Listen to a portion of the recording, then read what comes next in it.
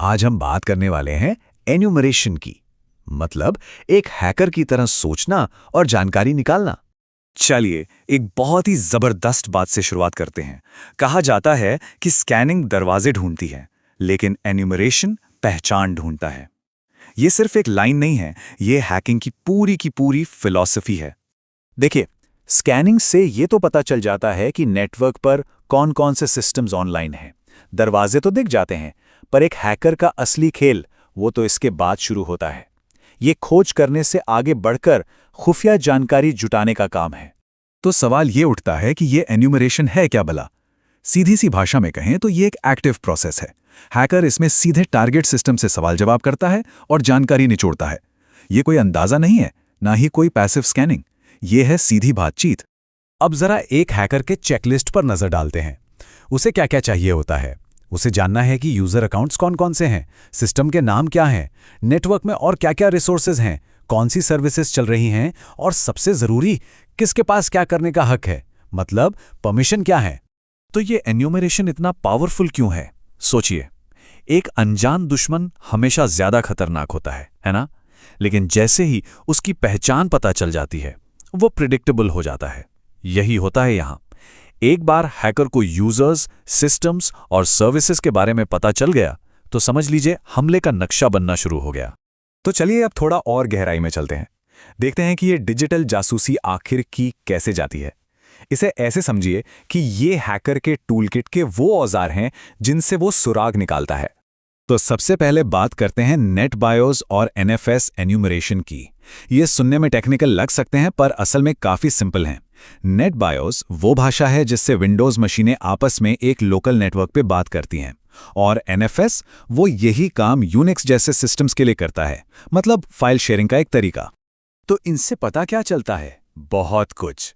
Network पे कौन कौन से कंप्यूटर हैं, उनके नाम, कौन कौन से फोल्डर शेयर किए गए हैं, यूजर अकाउंट्स की पूरी लिस्ट, और अगर कॉन्फ़िगरेशन में कोई गड़बड़ है तो सेंसिटिव फाइलें तक हाथ लग सकती हैं।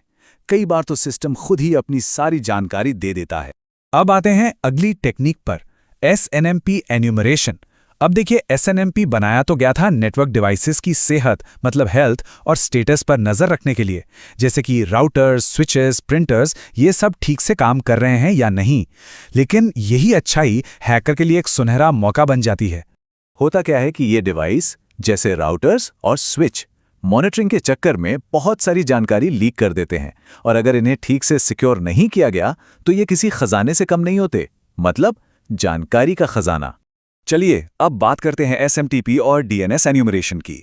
एसएमटीपी ये वो प्रोटोकॉल है जिससे हमारे ईमेल भेजे जाते हैं, और डीएनएस को आप इंटरनेट की फोन बुक मान सकते हैं। ये वेबसाइट के नाम को उसके असली डिजिटल पते यानी आईपी एड्रेस में बदलता है। तो हैकर क्या करता है?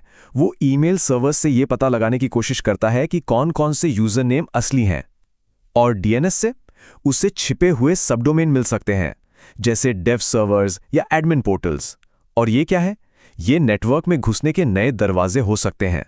तो अब तक हमने देखा कि जानकारी कैसे इकट्ठा की जाती है, लेकिन असली जादू, या कहें कि असली खतरा, तब शुरू होता है जब इन छोटे छोटे सुरागों को एक साथ जोड़ा जाता है। एक स्मार्ट हैकर कभी भी एक जानकारी के भरोसे नहीं बैठता। वो इंफॉर्मेशन चेनिंग करता है, मतलब एक सुराग से दूसरा, दूसरे से तीसरा। वो यूजर नेम को एक्टिव सर्विसेज से जोड़ता है, फिर सिस्टम परमिशंस को देखता है, और इन सब को मिलाकर एक पूरा कैलकुलेटेड अटैक का रास्ता तैयार कर लेता है। यही है एन्यूमरेशन का असली कमाल। ये रहस्य को एक स्ट्रैटेजी में बदल देता है। अब तुक्केबाजी का खेल खत्म और एक सोची समझी साजिश का खेल शुरू।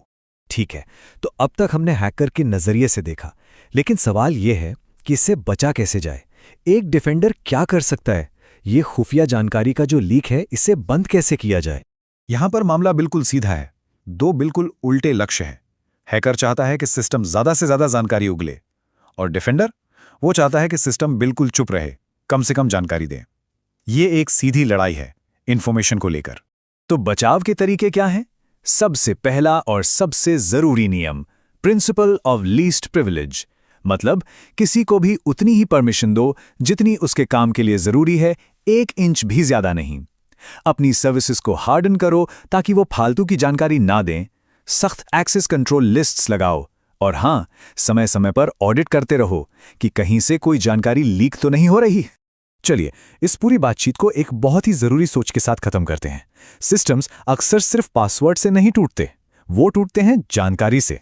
असल में एन्यूमरेशन एक हैकर को उस सिस्टम की भाषा सिखा देता है, और जाहिर है, जिसे भाषा आती है, कंट्रोल भी उसी के हाथ में होता है।